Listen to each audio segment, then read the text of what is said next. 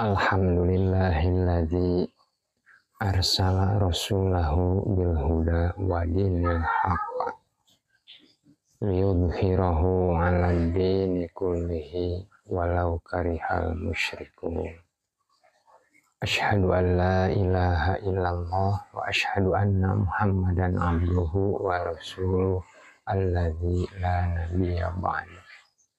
Amma ba'du. Hadirin sekalian, baik yang ada di sini dan dimanapun berada,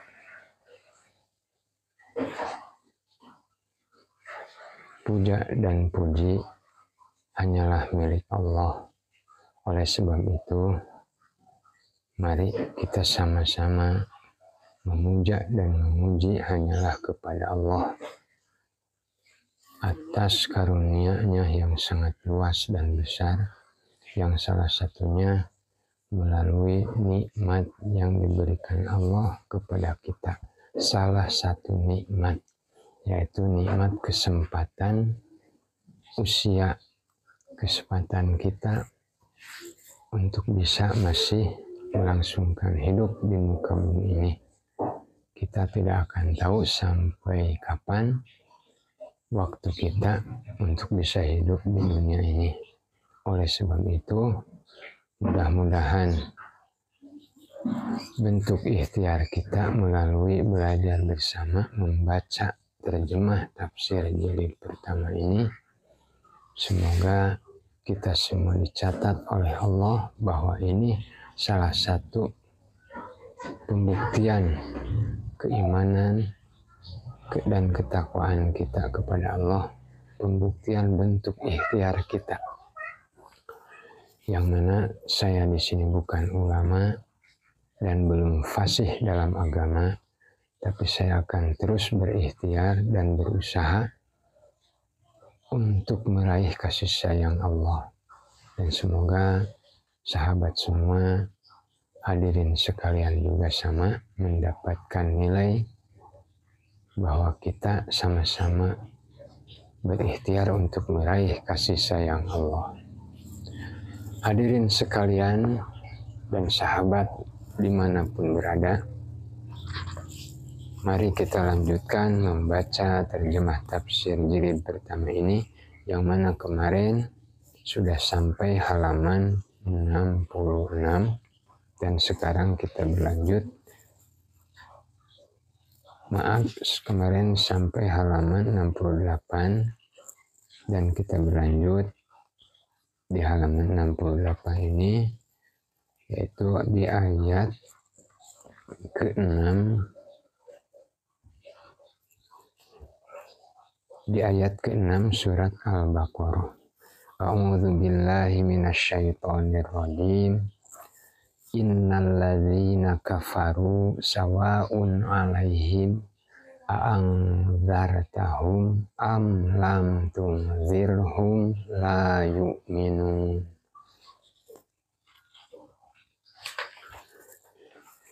Yang artinya, sesungguhnya orang-orang kafir sama saja bagi mereka, kamu beri peringatan atau tidak kamu beri peringatan, mereka tidak juga akan beriman.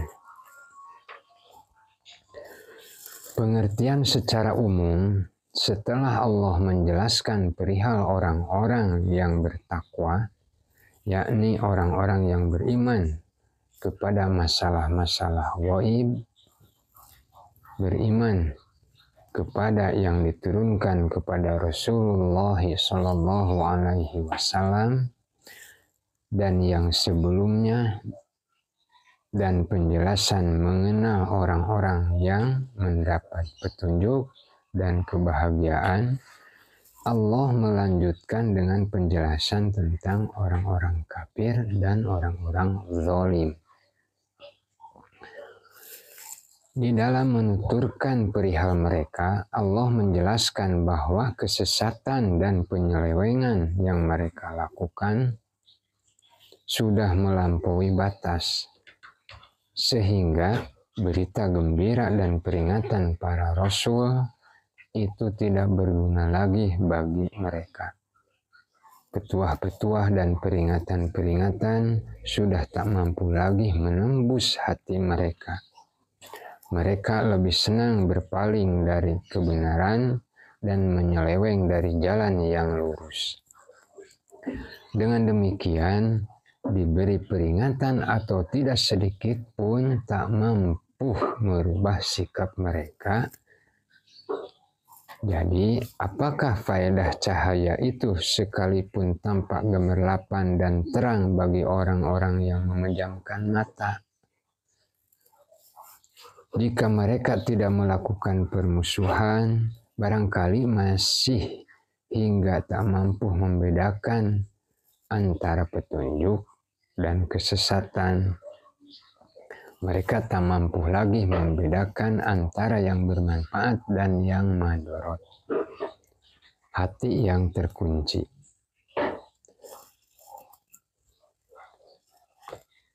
Sudah merupakan sunnatullah bagi orang-orang yang tetap berdiri pada kekafiran. Allah akan mengunci hati mereka hingga tidak ada dalam hati mereka itu kecuali kekafiran itu. Allah juga mengunci pendengaran mereka hingga mereka tak mampu mendengar hal-hal yang sangat bermanfaat. Allah menutup mata mereka hingga mereka tak mampu, tak mau dan tak mampu melihat tanda-tanda kebesaran Allah yang ada di alam semesta ini. Mereka juga tidak mau melihat hal-hal yang bisa melindungi dirinya dari mara bahaya. Jadi seakan-akan mereka tak mampu melihat apa-apa karena Allah telah memasang tutup di mata mereka.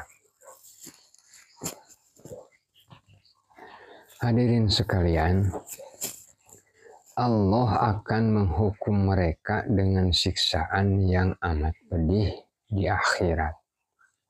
Mereka akan kehilangan kejayaan dan kekuasaan, di samping akan tertimpa kehinaan di dunia ini. Hal ini seperti dikutip di Al-Quran di surat Al-Baqarah ayat ke-114. A'udzu billahi minasyaitonir rajim. Lahum fid dunya khizyun wa lahum fil akhirati adzabun adzim. Artinya, mereka di dunia mendapat kehinaan dan di akhirat mendapat siksa yang amat besar. Saya ulangi, lahum fid dunya khizyun walahum fil akhirati adzabun adzim. Mereka di dunia mendapat kehinaan dan di akhirat mendapat siksa yang amat besar. Penjelasan yang dimaksud dengan orang-orang di sini ialah orang yang di dalam hatinya telah berakar kekufuran sehingga tidak lagi bisa menerima iman. Sudah barang tentu masalah ini hanya kerasulan Nabi Muhammad SAW yang mengetahui. Mereka tidak percaya terhadap kerasulan Nabi Muhammad SAW dan tidak percaya terhadap apa yang diturunkan kepadanya. Walaupun pada dasarnya apa yang diturunkan kepada Nabi Muhammad SAW itu sudah disampaikan kepada mereka dengan cara yang cukup jelas. Di samping pembuktian kebenaran selalu dihubungkan dengan kenyataan dan penyelidikan.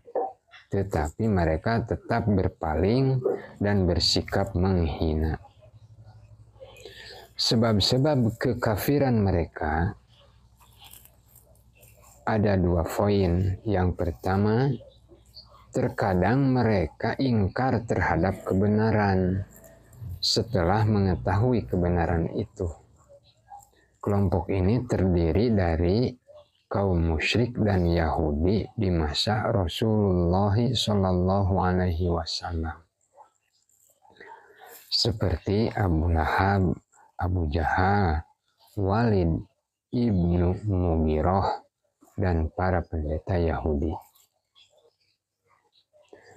Poin yang kedua, terkadang karena berpaling dari kebenaran dan merasa lebih tinggi di hadapannya, sehingga tidak mau melihat hakikat kebenaran itu.